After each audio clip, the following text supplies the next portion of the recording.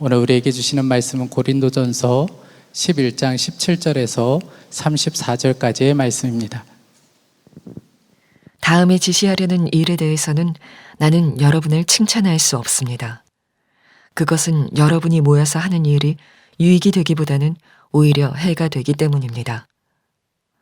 첫째로 여러분이 교회에 모일 때 여러분 가운데 분열이 있다는 말이 들리는데 그것이 어느 정도는 사실이라고 믿습니다. 하기야 여러분 가운데서 바르게 사는 사람들이 환히 드러나려면 여러분 가운데 파당도 있어야 할 것입니다. 그렇지만 여러분이 분열되어 있으니 여러분이 한자리에 모여서 먹어도 그것은 주님의 만찬을 먹는 것이 아닙니다. 먹을 때 사람마다 제가끔 자기 저녁을 먼저 먹으므로 어떤 사람은 배가 고프고 어떤 사람은 술에 취합니다. 여러분에게 먹고 마실 집이 없습니까? 그렇지 않으면 여러분이 하나님의 교회를 멸시하고 가난한 사람들을 부끄럽게 하려는 것입니까? 내가 여러분에게 무슨 말을 해야 하겠습니까? 여러분을 칭찬해야 하겠습니까? 이 점에서는 칭찬할 수 없습니다. 내가 여러분에게 전해준 것은 주님으로부터 전해받은 것입니다. 곧 주 예수께서 잡히시던 밤에 빵을 들어서 감사를 드리신 다음에 떼시고 말씀하셨습니다. 이것은 너희를 위하는 내 몸이다. 이것을 행하여 나를 기억하여라. 식후에 잔도 이와 같이 하시고서 말씀하셨습니다. 이 잔은 내 피로 세운 새 언약이다. 너희가 마실 때마다 이것을 행하여 나를 기억하여라. 그러므로 여러분이 이 빵을 먹고 이 잔을 마실 때마다 주님의 죽으심을 그가 오실 때까지 선포하는 것입니다. 그러므로 누구든지 합당하지 않게 주님의 빵을 먹거나 주님의 잔을 마시는 사람은 주님의 몸과 피를 범하는 죄를 짓는 것입니다. 그러니 각 사람은 자기를 살펴야 합니다. 그런 다음에 그 빵을 먹고 그 잔을 마셔야 합니다. 몸을 분별함이 없이 먹고 마시는 사람은 자기에게 내릴 심판을 먹고 마시는 것입니다. 이 때문에 여러분 가운데는 몸이 약한 사람과 병든 사람이 많고 죽은 사람도 적지 않습니다. 우리가 스스로 살피면 심판을 받지 않을 것입니다. 그런데 주님께서 우리를 심판하시고 징계하시는 것은 우리가 세상과 함께 정죄를 받지 않게 하시려는 것입니다. 그러므로 나의 형제 자매 여러분, 여러분이 먹으려고 모일 때에는 서로 기다리십시오. 배가 고픈 사람은 집에서 먹어야 할 것입니다. 그것은 여러분이 모이는 일로 심판받는 일이 없도록 하려는 것입니다. 그 밖에 남은 문제들은 내가 가서 바로잡겠습니다. 초대교회 때는 예배 자체가 성찬이었습니다. 성찬이 곧 예배였습니다.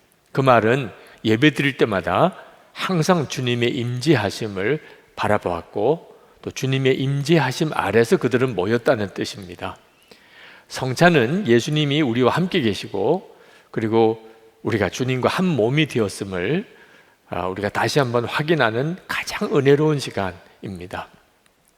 초대교회 때는 주님과 함께 모이는 그런 분명한 은혜의 눈이 열렸기 때문에 그들이 모여 찬양하고 기도하고 말씀 듣는 것이 얼마나 뜨거웠는지, 당연히 성도의 교제도 정말 아름다웠고 그래서 그들이 모일 때마다 식사를 함께 한 겁니다. 성찬과 함께 식사를 한 거죠. 근데 그 식사는 교회에서 모여서 음식을 준비한 게 아니고 각자가 집에서 음식을 가지고 교회로 모였습니다. 넉넉하게 사는 사람은 음식을 넉넉하게, 어려운 형편에 있는 교우들은 그냥 교회로 온 거죠. 그래서 교회에서 같이 식사를 나누어 했고 어려운 이들은 교회 와서 배불리 먹고 또 갈 때는 바리바리 싸가지고 가기도 하는, 정말 천국이 이 땅에 이루어진 것 같은 그런 느낌이 초대교회 예배와 성찬이었습니다. 그런데 시간이 지나가면서 그런 성찬의 분위기, 은혜가 가라앉기 시작을 했습니다. 고린도 교회의 예를 들면 교인들 사이에 싸움과 분열이 생긴 겁니다. 근데 교인들 사이에 싸움과 분열이 생겨도 성찬이 제대로 드려졌다면 그 싸움과 분열이 성찬을 통해서 해결이 될 텐데 싸우고 성찬받고 성찬받고 또 싸우는 일이 계속 이어진 겁니다. 18절에 보면 여러분이 교회에 모일 때에 여러분 가운데 분열이 있다는 말이 들리는데, 그래서 자, 이러니 성찬이 어떻게 은혜로울 수 있겠습니까? 서로 싸우고 갈라지고 그런 사람들끼리 모여서 성찬을 해야 되는데 마음이 해결이 안 된 상태이라면 형식적으로 성찬 받을 수밖에 없지요. 자, 성찬이 형식적으로 드려지기 시작하니까 이제는 음식을 가지고 와서 먹는 것도 끼리끼리 모이기 시작을 한 겁니다. 부자들은 부자들끼리, 가난한 사람은 가난한 사람들끼리 먹게 되는 거예요. 그때 당시는 예배가 저녁에 드려졌습니다. 그런데 집에 종을 부리고 사는 그런 넉넉한 사람은 뭐 저녁 식사쯤에 맞추어서 교회에 와도 상관이 없습니다. 음식 준비시키고 가지고 교회에 와서, 그리고는 넉넉한 사람들끼리 먼저 먹는 겁니다. 저녁 때가 됐으니까. 종살이 하는 가난한 사람, 교인들은 다 집안일을 해주고 예배드리러 와야 되니까 늦게 올 수밖에 없는데, 저녁을 못 먹은 채로 예배드리러 왔는데 이미 음식은 넉넉한 사람들끼리 다 먹어버렸습니다. 이런 기가 막힌 일이 벌어진 거죠. 그러니 가난한 사람은 교회 예배드리러 와서 성찬 받을 때 마음이 얼마나 상하겠습니까? 아니, 성찬은 우리가 받은 가장 큰 은혜로운 시간이고 교회가 하나가 되어지는 놀라운 은혜의 통로인데, 오히려 성찬 때문에 교회 안에 분열이 더 커지고 사람들의 마음에 시험이 생기니 사도 바울이 안타까워서 어떻게 이런 일이 있을 수 있냐고 말을 한 겁니다. 22절에 여러분에게 먹고 마실 집이 없습니까? 그렇지 않으면 여러분이 하나님의 교회를 멸시하고 가난한 사람들을 부끄럽게 하려는 것입니까? 사도 바울은 이 성찬에 대하여 주님으로부터 직접 교훈을 받았습니다. 성찬이 도대체 무엇인지. 23절에 내가 여러분에게 전해준 것은 주님으로부터 전해받은 것입니다. 주님이 사도 바울에게 뭐라고 깨우쳐 주셨냐면, 성찬 때 받는 떡은 주님의 살이고 성찬 때 받는 포도주는 주님의 피라. 진짜 주님이 함께 하시는 시간이라. 성찬은 주님을 만나는 시간, 주님과 정말 하나 되는 시간이라. 24절에 이것은 너희를 위하는 내 몸이다. 이것을 행하여 나를 기억하여라. 25절에 이 잔은 내 피로 세운 새 언약이다. 너희가 마실 때마다 이것을 행하여 나를 기억하여라. 한마디로 성찬은 주님과 만나는 시간이요, 주님과 하나 되는 시간이라는 겁니다. 떡과 포도주는 진짜 주님의 몸이요 피라는 거죠. 이 사실을 우리가 정말 믿게 되면 성찬은 교회를, 우리 자신의 삶을 완전히 바꾸는 놀라운 은혜의 시간입니다. 우리도 성찬식 때마다 이 말씀을 읽습니다. 그런데 문제는 믿는 거예요. 진짜 믿느냐 하는 겁니다. 내가 오늘 주님과 한 몸이 되었어. 내가 오늘 주님의 몸과 피를 먹고 마셨어. 이 사실을 정말 믿느냐 하는 거예요. 우리가 이 사실을 정말 믿으면 우리는 눈에 보이지 않으시는 주님이지만 지금 주님이 나와 함께 계시고 그 주님과 동행하는 것이 우리에게는 정말 실제가 되고, 그렇게 주님 다시 오실 때까지 주님과 동행하고 사는 겁니다. 26절에 그러므로 여러분이 이 빵을 먹고 이 잔을 마실 때마다 주님의 죽으심을 그가 오실 때까지 선포하는 것입니다. 사도 바울은 우리가 성찬 받을 때 그러니 반드시 우리 자신을 살펴야 한다고 말씀하셨습니다. 28절에 그러니 각 사람은 자기를 살펴야 합니다. 그런 다음에 그 빵을 먹고 그 잔을 마셔야 합니다. 무엇을 살펴야 하는 거죠? 내가 주님과 진짜 한 몸이 된 삶을 살았나, 나는 정말 예수님을 모시고 사는 성전된 그런 삶을 살았나, 성찬 받을 때마다 그거 점검해야 하는 겁니다. 만약에 그렇게 살지 못했다면 분명히 회개해야 합니다. 주님의 몸으로 살지 못했습니다. 주님의 성전답게 살지 못했습니다. 반드시 회개해야 합니다. 그리고 성찬을 통하여 다시 한번 주님의 몸으로 다시 새 출발하는 결단이 있어야 하는 거예요. 만약에 그렇게 하지 않는다면 아유, 성찬 안 받는 것보다 받는 게 낫겠지. 이런 식으로 성찬을 받는다면 오히려 주님의 몸을 더럽히는 죄를 짓는, 주님과 내가 한 몸이 되는데 내가 전혀 준비 없이 성찬을 받으면 오히려 주님의 몸을 더럽히는 죄를 짓는다. 고린도 교회가 실제로 그랬다는 겁니다. 29절 30절에 몸을 분별함이 없이 먹고 마시는 사람은 자기에게 내릴 심판을 먹고 마시는 것입니다. 이 때문에 여러분 가운데는 몸이 약한 사람과 병든 사람이 많고 죽은 사람도 적지 않습니다. 성찬을 함부로 받기 시작하니까 서로 싸우고 성찬 받고, 다른 가난한 사람 마음에 시험 주고 상처 주면서 자기 배만 불리고 그것도 성찬이라고 하니 병든 사람이 생기고 시험 든 사람이 생기고 죽는 사람도 생겼다는 거예요. 2008년입니다. 지금도 가슴이 떨리는 참 안타까운 일을 겪었습니다. 감리교 총회가 열리던 날, 총회 때마다 먼저 예배드리고 성찬식을 합니다. 그 성찬식을 하는 이유는 주님의 함께 하시는 거룩한 회의라는 뜻입니다. 그런데 그날 감독회장 때문에 두 파로 총대들이 나뉘어서 강단을 서로 점령하려고 난리도 아니었습니다. 그 앞에는 성찬대가 차려져 있었습니다. 세상에 어떻게 목사와 장로들, 감리교회를 대표하는 그 참 지도자들이 성찬을 그동안 다 형식으로 생각했다는, 진짜 주님의 몸이라고 믿었으면 그 앞에서 어떻게 그럴 수가 있냐는. 그리고 감리교회는 쪼개지고 세상 재판 받아야 되고, 그때부터 지금까지 12년 동안 감리교회는 아직도 정상화되지 못하고 있습니다. 성찬을 함부로 대하는, 이게 얼마나 무서운 결과를 가져오는, 여러분 개인도 똑같다는 겁니다.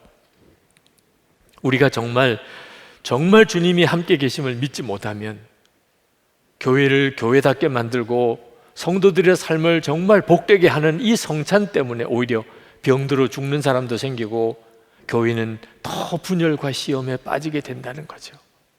그래서 사도 바울이 이렇게 말하는 겁니다. 33절 34절에 그러므로 나의 형제 자매 여러분, 여러분이 먹으려고 모일 때에는 서로 기다리십시오.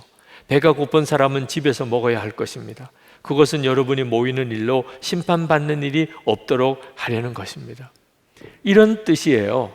여러분, 좀 넉넉한 형편에 사는 사람, 그래도 집에 종을 부리고 사는 사람, 그런 사람들이 음식을 준비해서 교회에 와서 함께 예배도 드리고 성찬도 하고 음식도 나누어 먹으려고 하십니까?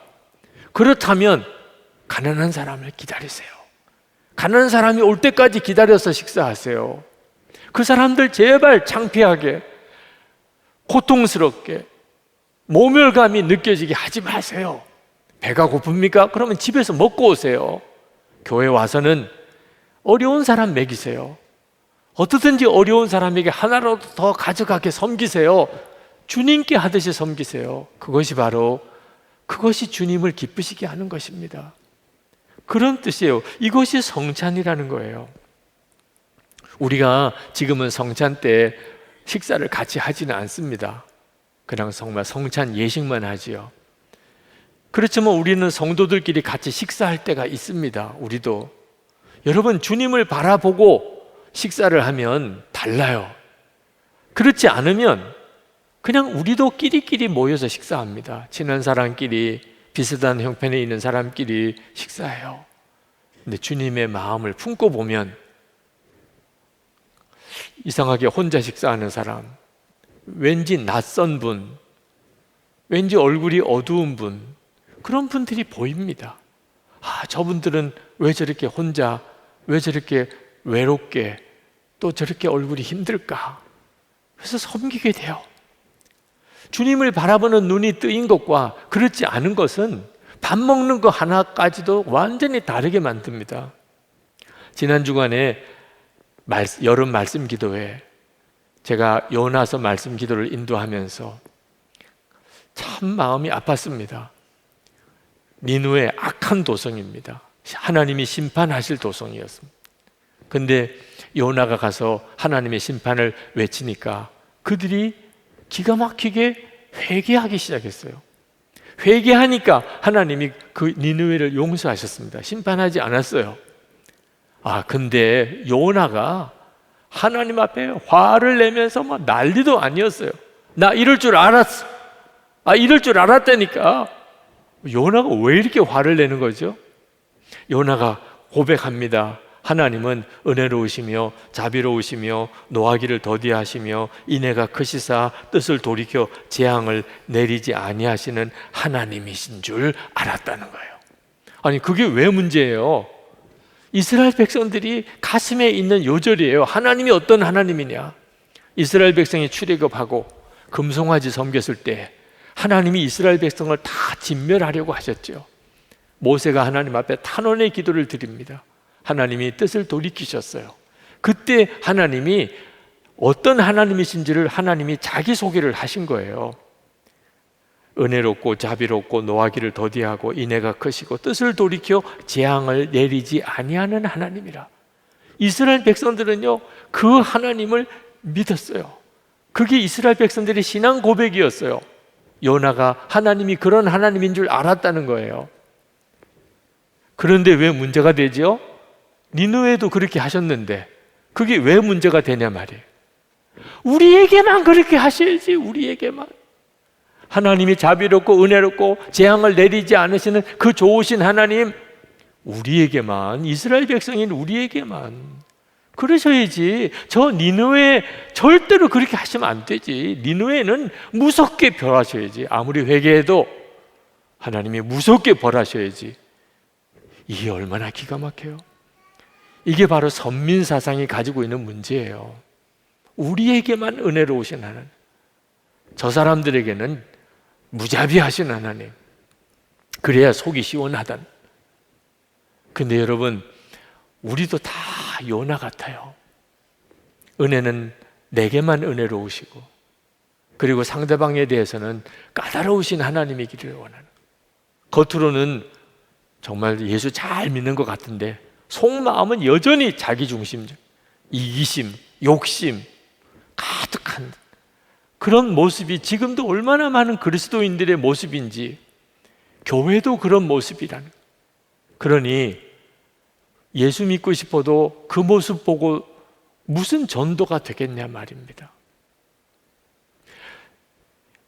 우리가 성찬 받을 때 정말 정신 똑바로 차려야 합니다. 우리가 진짜 성찬의 은혜를 정말 안다면 주님과 하나 되는 거예요. 이제는 내 생명은 주님이에요. 이제는 주님이 나를 통해 사시는 거예요. 이 은혜가 성찬의 은혜예요.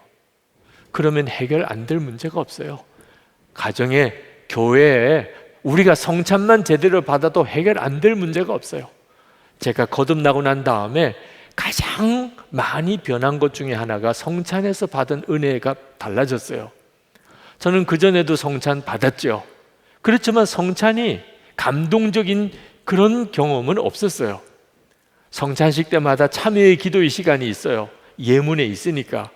그러니까 참회의 기도를 했지, 진짜 참회를 드려본 적이 없어요. 그냥 지루한 예식일 뿐이에요. 거듭나고 난 다음에 첫 번째 성찬 받을 때예요. 그때 설교가 어떤 설교였느냐, 우리 같은 이런 참 더러운 죄인을 예수님께서 떡을 주시고 포도주를 주시면서 이게 내 살이고 내 피다, 그러니까 우리와 한 몸이 되어 주신 거죠. 나같이 이렇게 더러운 죄인을 주님이 한 몸으로 받아주셨다. 그게 성찬이라는 거예요. 설교를 듣는데 벌써 눈물이 나더라고요.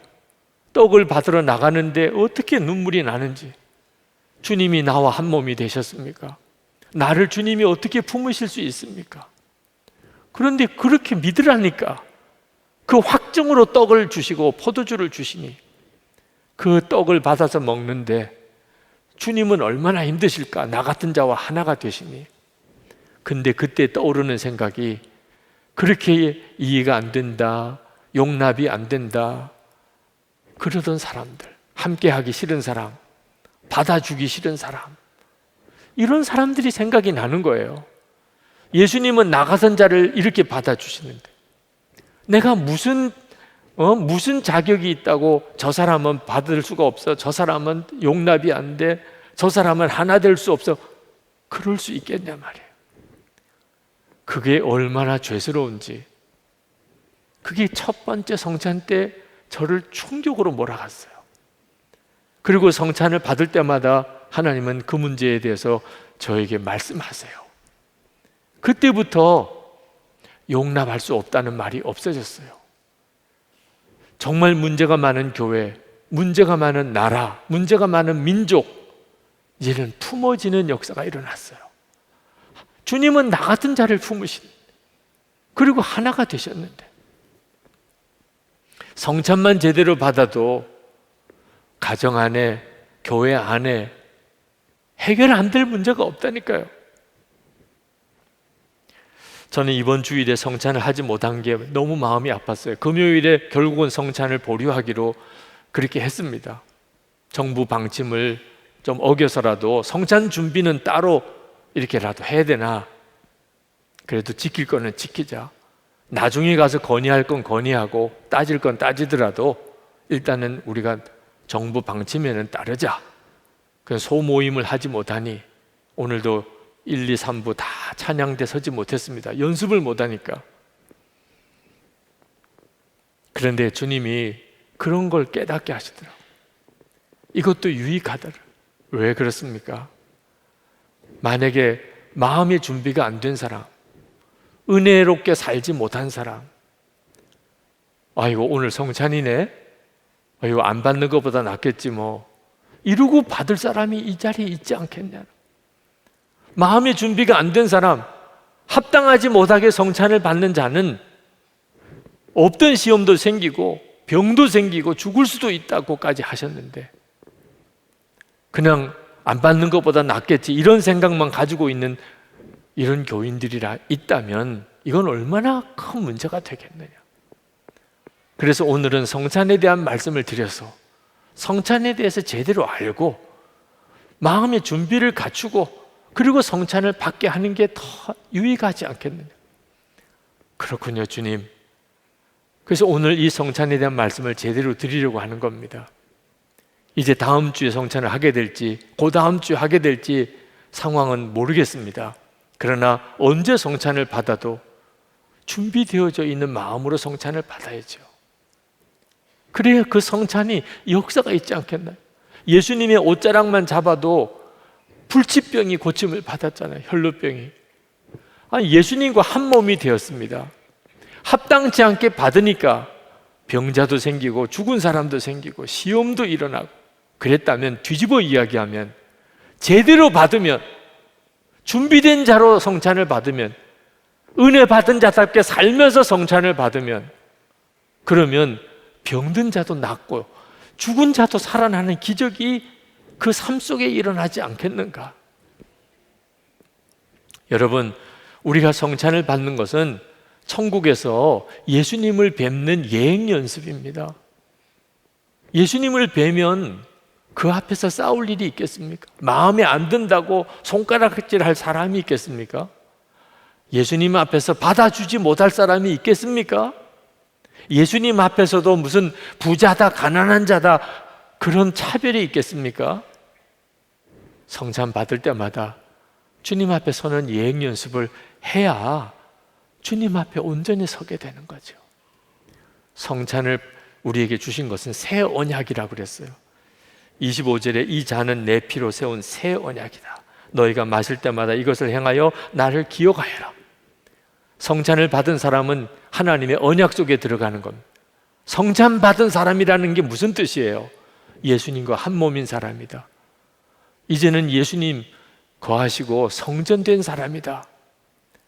여러분, 이것이요 얼마나 황홀하고 놀라운 복입니까? 우리가 이제 진짜 주님 앞에 서면 구원받은 자라는 확증이라니까요.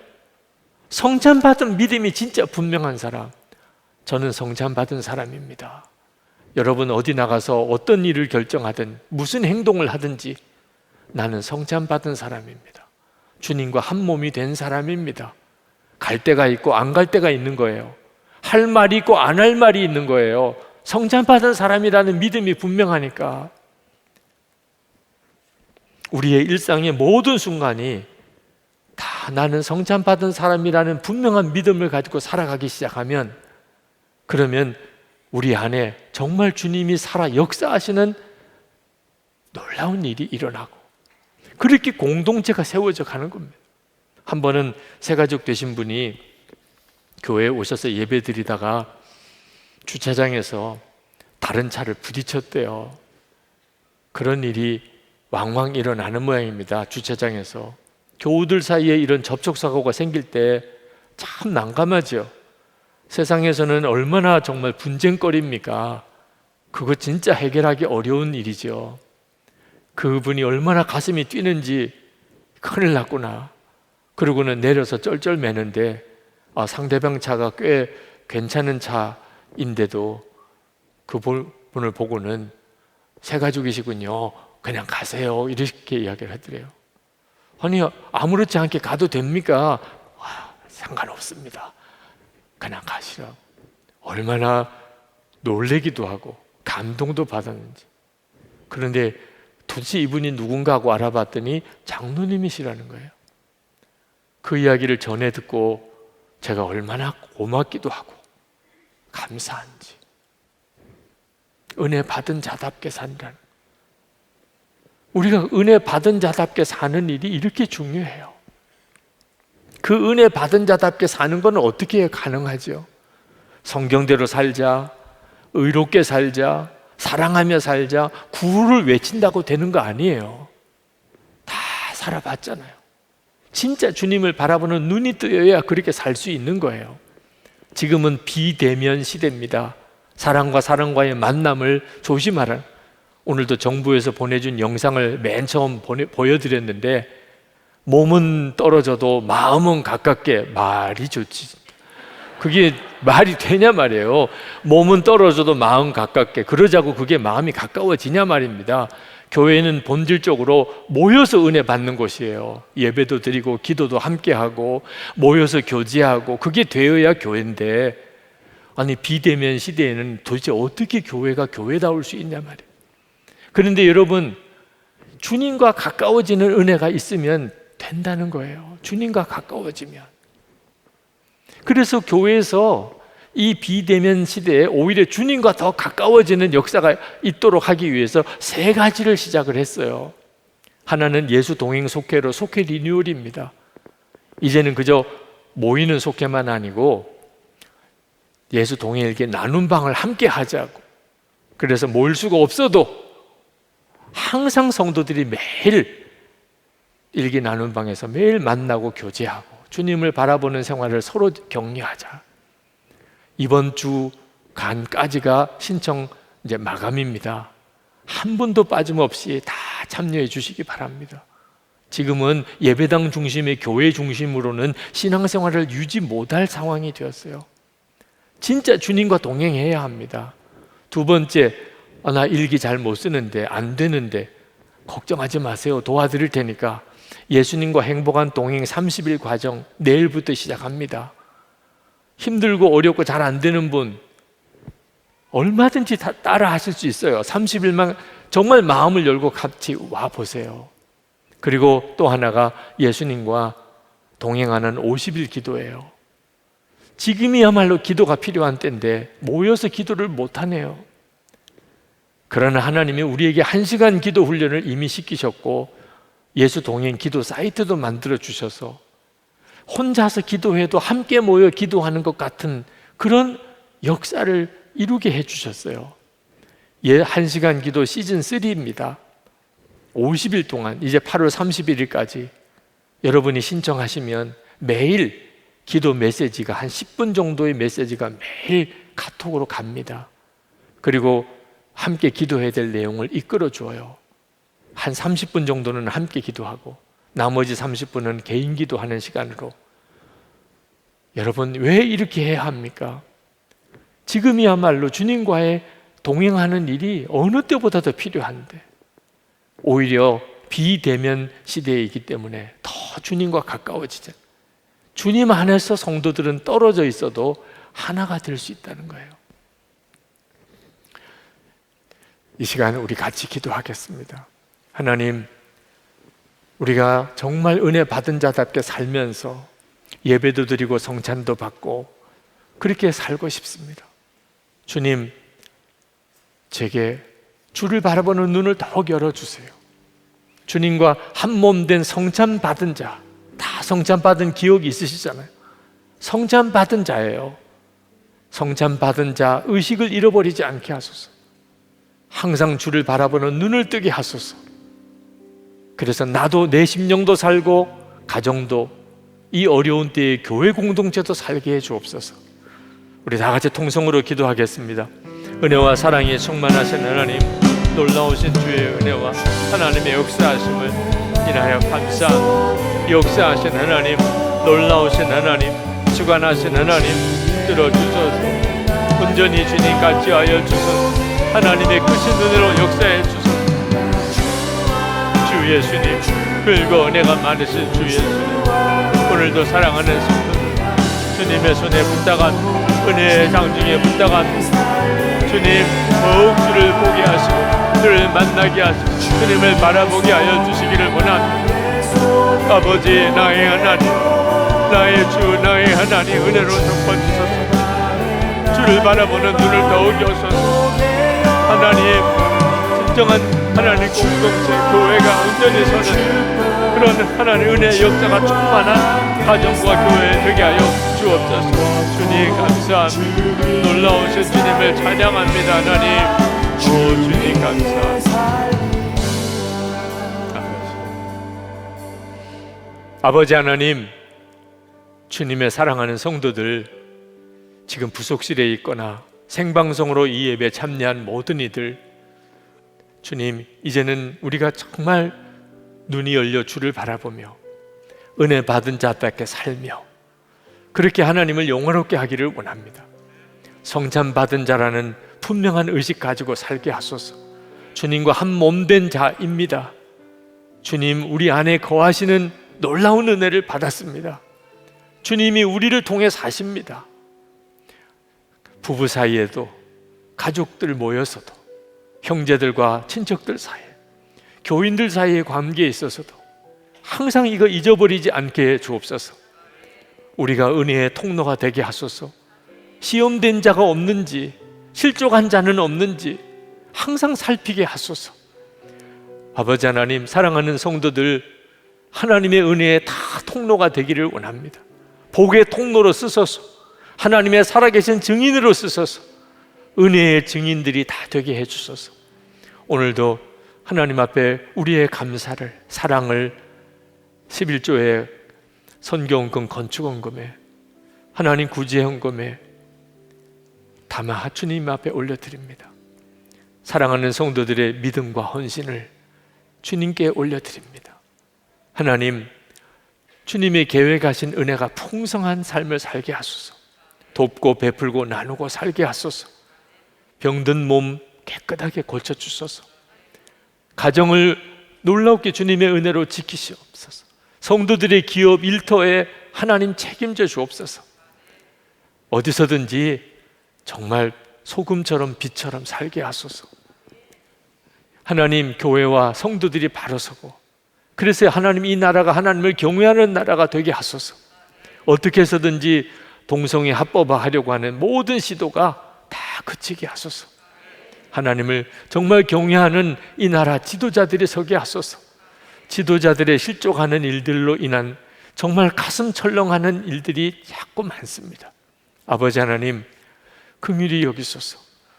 하나님, 대통령과 모든 지도자들이 주님을 경외하게 하시고 주님을 경외하는 지도자들이 곳곳에서 세워지게 해 주옵소서. 민족의 복음의 통일을 위한 우리의 기도, 북한 주민들이 진정한 자유를 얻고 복음을 듣고 그들도 구원받는 역사가 있기를 원합니다. 김국기 목사님, 김종훈 목사님, 최충일 선교사님, 장문석 집사님 속히 석방되게 해주소서. 오지에 있는 말할 수 없이 힘든 여건의 선교사님들, 그런 여건 속에서도 하나님의 사랑을 전하고 주의 생명의 복음을 전하는 선교사님들을 도우려고 공감 선교 운동 시작했습니다. 하나님, 도울 힘을 주소서. 이 일에 참여하는 성도들에게 은혜와 복을 주소서. 선교사님들에게 선교의 새 장이 열리게 하옵소서. 주 예수 그리스도 이름으로 축복하며 기도합나이다. 아멘. 우리 다 일어나셔서 찬양하겠습니다.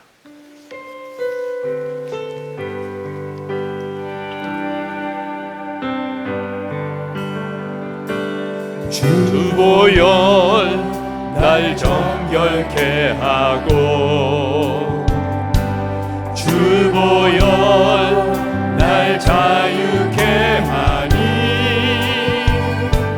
주 앞에 나 예배하는 이 시간 나의 모든 것을 주께 드리네.